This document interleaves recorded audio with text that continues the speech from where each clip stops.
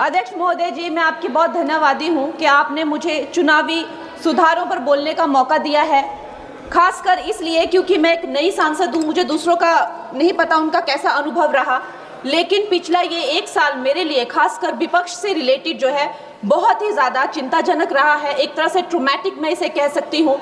हर दिन इन्होंने यहाँ पे तमाशा किया है, हमारा दिल दहल जाता था इनको देखकर। एसआईआर ये वेल में उतर जाते थे। यहाँ पर इन लोगों ने डराना, धमकाना, धक्का मुक्की, ऐसा कोई इन्होंने किसी तरह की कोई बदतमीजी नहीं है जो एक भी दिन इन्होंने संसद भवन चलने नहीं दिया। हम जनता के प्रतिनिधि हैं, हम यहाँ पर उनकी आवाज लेकर आते हैं, हम कुछ सीखने आते हैं, हम नए सांसद हैं। इन्होंने संसद अगर पिछले 2-3 दिन को छोड़ा जाए तो साल पर शायद ही थोड़ा चलने दिया है। एसआईआर कर करके इन्होंने यहाँ पे तमाशे किए, लेकिन अब जब इनको बोलने की बारी आई एसआईआर पे, तो अध्यक्ष महोदय जी हम देख रहे हैं कि कल leader of opposition Rahul Gandhi ji ने, मुझे लगा क्या खुलासा होगा, हम भी बड़े उत्सुक थे, सारी साल हमने एक ही शब्द सुना है, अब ये क्या ग्रैंड रेवलेशन होगी। लेकिन राहुल गांधी जी जो लीडर ऑफ ऑपोजिशन है, उन्होंने कल जब कहा खादी है, खादी में धागे हैं, धागे में लोग हैं, लोगों के अंदर, उनको जब कहा गया कि आप पॉइंट की बात कीजिए, तो उन्होंने कहा कि मैं अपना फ्रेम कर रहा हूं, मैं अपना आर्ग्यूमेंट फ्रेम कर रहा हूं। और इतनी देर बाद जब वो फ्रेम करके पहुंचे तो ले देकर वो वापस उसी अंतर्राष्ट्रीय मूल की महिला, अध्यक्ष जी मैं एक महिला होने के नाते आपसे रिक्वेस्ट करना चाहती हूं कि every woman is entitled to her dignity. वो अंतर्राष्ट्रीय मूल की है, विदेशी महिला है, लेकिन उन्होंने कितनी बार आकर उन्होंने सोशल मीडिया पे कहा है कि मैं कभी भारत नहीं गई हूं, मेरा हरियाणा चुनाव से कुछ लेना देना नहीं है। लेकिन फिर भी ये लोगों ने बिना किसी ठोस सबूत के उनका यहाँ पे फोटो बना के उन्होंने उनको उछाला, यहाँ पे उनकी तस्वीर उछाली यहाँ पर एवरी, और यहाँ पर प्लेक कार्ड यूज करना भी अलाउ नहीं है। इन्होंने फिर भी नियमों का उल्लंघन किया। मैं चाहती हूं सबसे पहले तो मैं इस सदन की तरफ से उन महिला से बहुत ही माफी मांगती हूं कि इस सदन में बिना कि उनकी आजकल जो पर्सनैलिटी राइट्स का भी एक बहुत बड़ा क्राइम होता है, उसके उपरांत उनका फोटो यहाँ यूज किया गया, मुझे बहुत खेद है। भारतीय संसद की तरफ, संसद भवन की तरफ से हम उनसे माफी मांगते हैं। और ये देखिए महिलाओं का हमेशा ये अपमान करते हैं, लेकिन हमारे प्रधानमंत्री चाहे बेटी बचाओ बेटी पढ़ाओ हो, महिलाओं को शौचालय देने से लेकर, महिलाओं को गैस देने से लेकर, महिलाओं को जो है वो छात्रवृत्ति, न जाने कितनी ऐसी योजनाएं हैं। कांग्रेस वालों शायद तुम लोग ये समझ नहीं पा रहे हो, ईवीएम्स हैक नहीं करते हैं प्रधानमंत्री लोगों के दिलों को हैक करते हैं। और ये लोग दुहाई देते हैं कि वो जो पुराने जमाने के दकियानूसी, वो जो चिट कागज पे लिखकर जो मतदान होता था वो सबसे अच्छा था। ये लोग भूल गए वो दिन, आप लोग भूल गए वो दिन।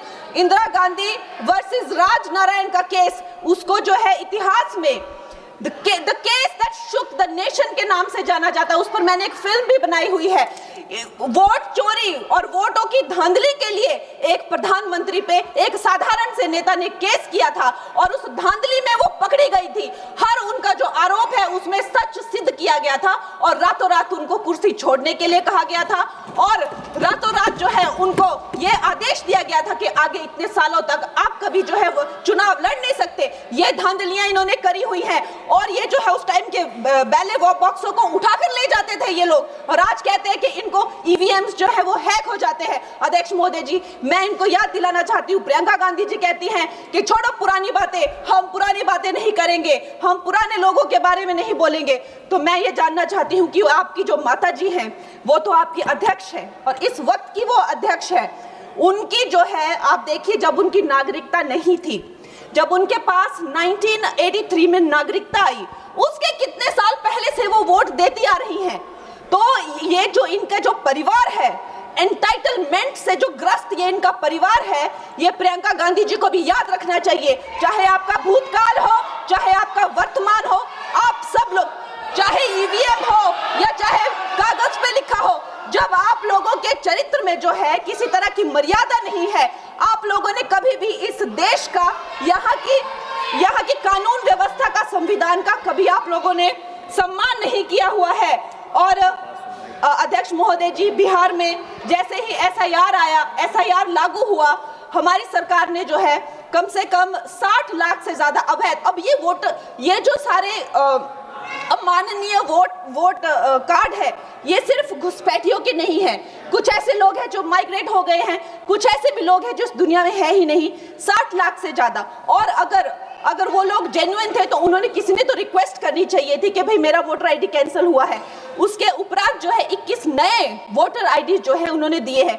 और इस तरह का एक माहौल बना बिहार में कि आज तक की सबसे ज्यादा वोटिंग जो है 67% वोटिंग हुई। नागरिकों में ये उत्साह जगा कि जो है इस तरह की जो क्लेंजिंग प्रोसेस है वो होना चाहिए। मैं एक देशभक्त होने के नाते अध्यक्ष महोदय जी, मैं ये प्रपोज करना चाहती हूँ कि हमारे देश में जो है हमेशा महीने 2 महीने बाद हमारे जो शीर्ष नेतृत्व हो गए, सारे अधिकारी हो गए, हमारे जितने भी रिसोर्सेज हैं, हम लोग उनको हर महीने 2 महीने में इलेक्शंस में जो है पुश कर देते हैं। इससे हमारे देश का बहुत ही भारी नुकसान होता है।